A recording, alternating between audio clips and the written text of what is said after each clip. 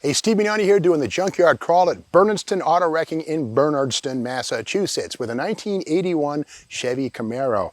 Z28? Question mark. Now we got to remember 1981 was the final year for the second gen F-body Firebird and Camaro. And in the world of Camaro, 126,139 were built. This one looks to be, by all accounts, a Z28 with the stripes, the chin spoiler, the body add-ons, but I don't see the air induction hood that would be part of the Z28 in 80 and 81. But again, with that said, something kind of surprising inside of this thing. Looks like a 4-speed transmission shift hump. Let's dig in. Now this car looks to be the original black paint. It's still inside the door jambs and stuff, but that right there, that looks like a 4-speed shift hump. But then again, those pop rivets are kind of suspect. I gotta say, in some vehicles, factory 4-speed surgery ain't pretty because they don't make a lot of them. But you get a 3-speed manual or 4-speed manual in your 81 Camaro. In fact, 82, as we know, would be the first year for the all-new downsized Gen-3 Camaro. No more 3-speed manuals, but it was certainly possible in 81, but only with the V6. More on that in a second.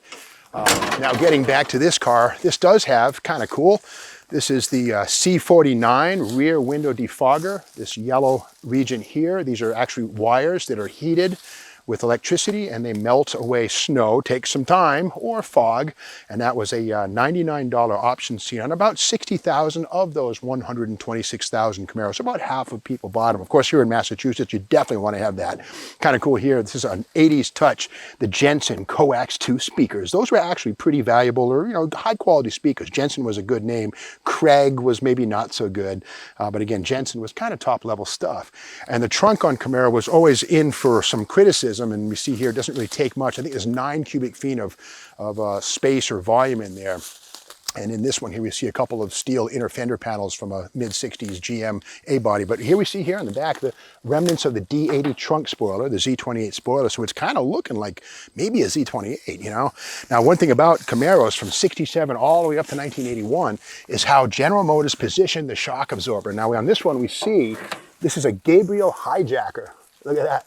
That's cool. These are air shocks right here. Not factory stuff, but again, the Gabriel hijacker was an air shock that would give you another couple of inches. But the only bummer on these things is that these were mounted outboard of the leaf spring, right in the way of the rear tire sidewall. So if you wanted to run some really wide tires in the back of your Camaro, you had to use a high offset wheel and stick them outboard. You couldn't put them inboard without relocating the shock. So that's kind of the curse of any 67 through 81 F-body Firebird or Camaro.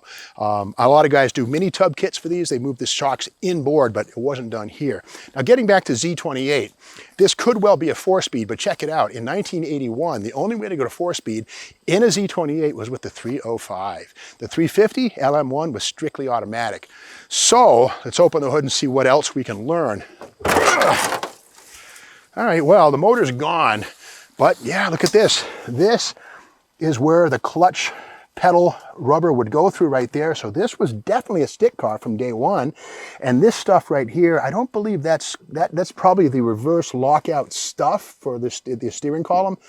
Tough call, man, because this could be column automatic stuff, but then again, this speaks to a floor-mounted transmission with a clutch pedal. Tough to say. Power steering, of course, that's Z28 stuff. Don't see a front sway bar. So either that's been removed, again, a Z28 would have a big fat front sway bar. It's probably been removed. Disc brakes up front, standard stuff. But we can learn more by going to the VIN. And here, oh boy, okay, this is weird. The 8th spot on an 81 Camaro tells you what engine, J. Okay, this is not a Z28 and it can't be a 4-speed. So the rivets on that floor hump were definitely owner added because you could not get the 4-speed with the J. What's a J? Well, that's the 267 small block V8. What is that? Well, you gotta remember the small block Chevy debuted in 1955 with 265 cubic inches. and that was 55 through 57. And then there was a thing called the 262 small block, which arrived in 75 and 76. And then from 79 through 82, the 267 was available. They were all about 4.3 liters, 4.5 liters, and we call them the mini mice. But again, the downside is that 267 V8 made just 115 horsepower, and it cost $75 more than the base V6, which was either a 229 Chevy V6 or a 231 Buick V6. And again, 115 horsepower out of that 267 V8. But here's the thing, 265, 262, 267, three very different recipes for displacement. The 265 had a 3.75 inch bore and a 3-inch stroke.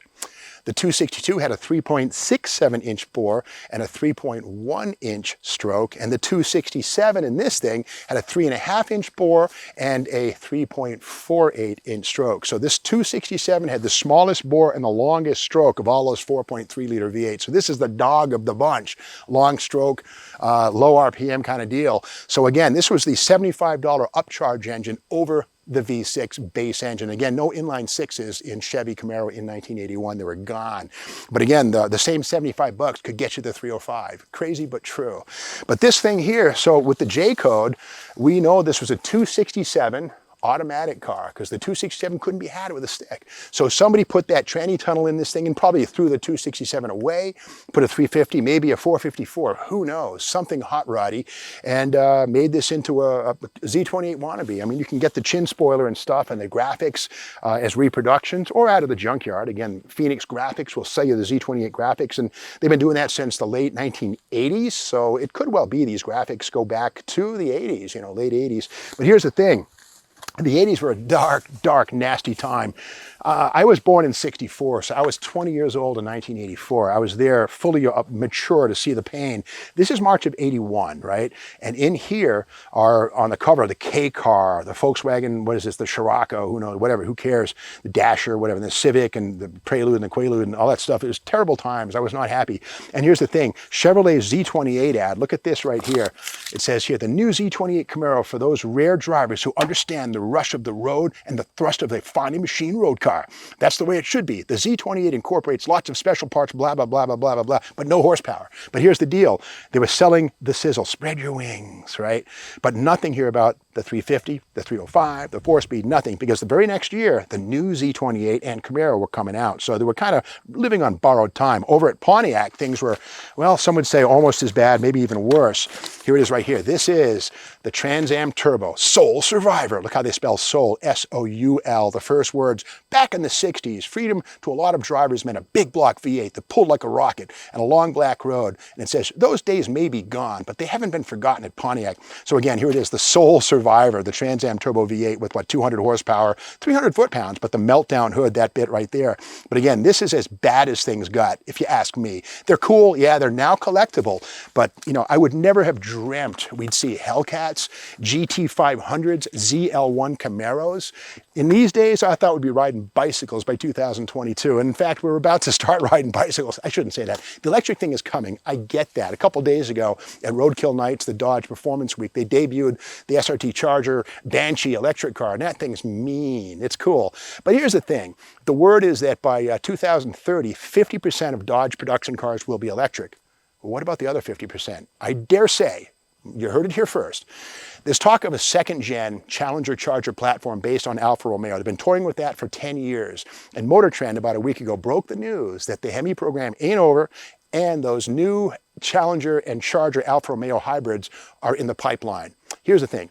The next day, Dodge came out and walked that back and said, that's not true. Motor Trend got it wrong. Motor Trend never gets it wrong. So here's what I'm thinking. Probably what's going on right now is Dodge is saying, hey, like this electric thing, we're going to push it hard. We're not going to distract the world with news of, yeah, the second generation Challenger Charger. So we'll break that news later. So I would say this.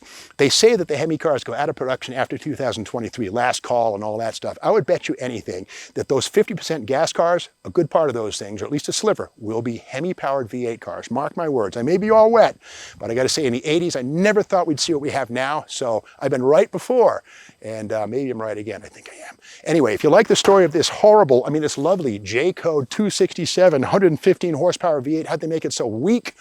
Camaro. Subscribe to the Steve Maggs YouTube channel, give it a thumbs up, tell your friends, that kind of thing. And of course, be back tomorrow where we'll be here with more videos from Bergeson Auto Wrecking.